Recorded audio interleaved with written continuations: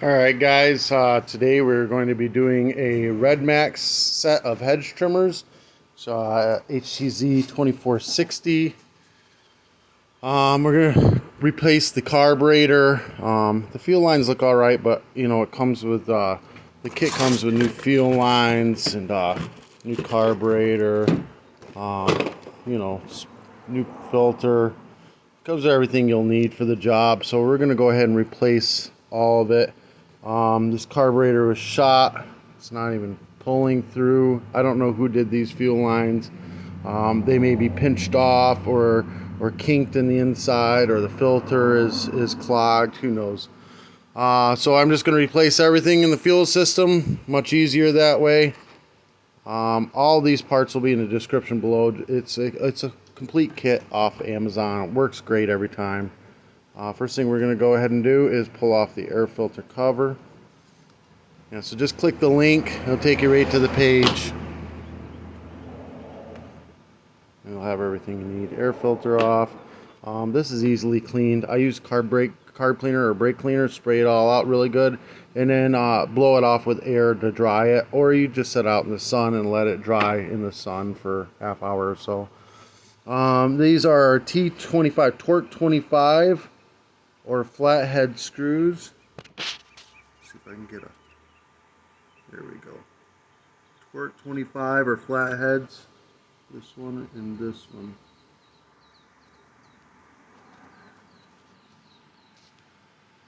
Torque 25 didn't fit. It's torque 27 or flathead. I just used a flathead. No big deal. Alright, so carburetor. We're gonna pull this throttle back. The cable will slide right out, and then you just gotta flip it up out with the finger, you know, your other finger. It's easier with two hands. Back, flip it up. Boom. That's how you get the cable out of there. Now it should just pull. Oh, what the heck? Oh, that's a nifty little freaking deal right there.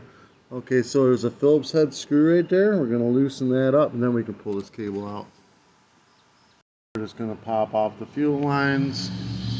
Go ahead and drain all the gas out, and I'm going to use air to blow out the tank. Make sure there's no water. You want it completely dry. No water, no dirt inside there. We remove this plug, this grommet. We're going to wipe down the tank, or you can spray it off a carb cleaner or brake cleaner, whatever. You just want to get the dirt out from around this hole, so that you're not shoving dirt into the tank when you pull this grommet. Now you're just going to get a flathead screwdriver down behind this grommet a little bit. It takes two hands. You see it swirling to wobble. And you're just going to pry it out. I need two hands to do. Oh, no shit. I just got it there. That was easy. Looks like the filter was okay. Nah, I just tried blowing through it, and it's fairly clogged. It was decently hard to blow through it, so that was probably part of the issue, although it did let fuel through, so who knows.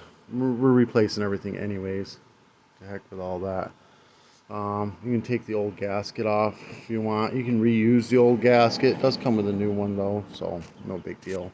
If you pay attention though, there is a little hole here, and there's a little hole in the gasket. Make sure you get the gasket on the right way.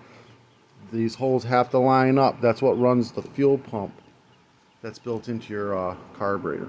Alright, let's go ahead and put new lines in this. We're going to pull all these old lines out. Fuel line through one of the holes. You're going to want to be in there enough to where the fuel line will sit in the middle on the bottom of the tank. You know, it's what, 6 inches, or as I like to tell my wife, a foot. Then we're going to go ahead and put a filter on the end of it. And we're going to stick this in just temporary. We're not shoving it all the way in. We just want to measure out the line. We'll just go to like this bolt right here, and that's where we'll cut it off. You just shove the second piece of line through, and we're going to leave it long. That's the return line. It only has to just go through the grommet a little bit. And then we're going to put filter and line in, and then we're going to shove the back in, and then you just gotta work your way around. You can use a flathead screwdriver, just work your way around until the whole thing pops right in. This one's actually gonna go in by hand, so that's nice. All right, so you got short line is the fuel filter, long line is the return line. We're gonna go ahead and put this on. You don't need that piece that was on the other carburetor, that big old fancy freaking deal that they had going on there. Just this one right here will work fine. Same, yeah, see there's the same carburetor.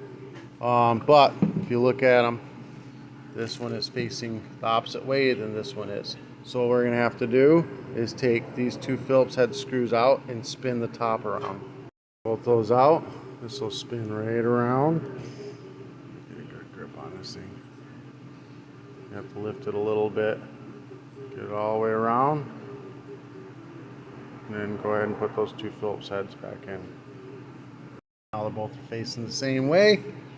We're going to go ahead and hook up the throttle on this thing. Go ahead and slide the throttle cable through. So then you see the barrel, see there's a big opening on this metal piece here. Line it up like that. That way when you get it around, it'll be lining up with the cable. Cable will flop right in. And then to get it to go in, just squeeze the trigger. Boom, it's all the way in. That's it. All right, now we're going to go ahead, line this up like this. We're going to stick the air filter assembly bolts through the carburetor like this, choke side up. We're going to put the gasket on. We're going to make sure that the little hole lines up just like that with that hole.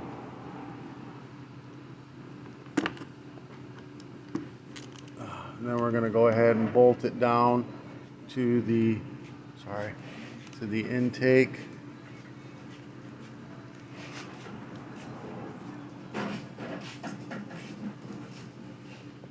There it goes, slides right in. Tighten those down. Make sure you pull these fuel lines out from behind it. Don't pinch them in. So long line is return line, just get it out of the way. Short line, you're going to be cutting down in size, and you're going to be putting it on the big nipple. Hold on, let me see if I can get this. There we go. On the big nipple, which is this one here. It's the one that's closest to the primer bulb. So this line, the short line that's got the filter, cut it to length and stab it on that big nipple right there. See what's going on here? It's kinking. That's because it's too long. You can always just shove line back in the gas tank and you're fine. Then we're going to do the same with the long line. We're going to cut it to length and stab it onto the smaller nipple. That's your return line. The one without the filter goes to the small nipple. Just like that, no kinks. Now we're going to flip this whole thing over, put some gas in it. We're going to prime it up really good. If it doesn't prime, you've got it on backwards. There we go. And you would just flip them around the other sides. There, it primed up really well. Now this has got other issues.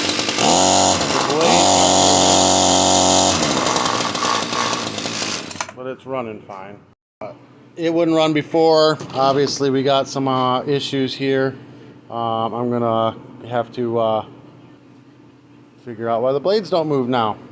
But now you clean out your air filter, pop it back on, air filter cover, tighten it down, you're ready to go. Alright guys, this helped you out in any way, shape, or form. Give me a thumbs up, hit that subscribe button. Today's t-shirt will be in the description below. If you want to do any advertising through my channel, message me.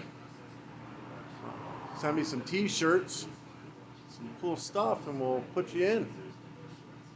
Love to have a sponsor. Peace. Oh yeah, by the way, parts will be in the description. Click it.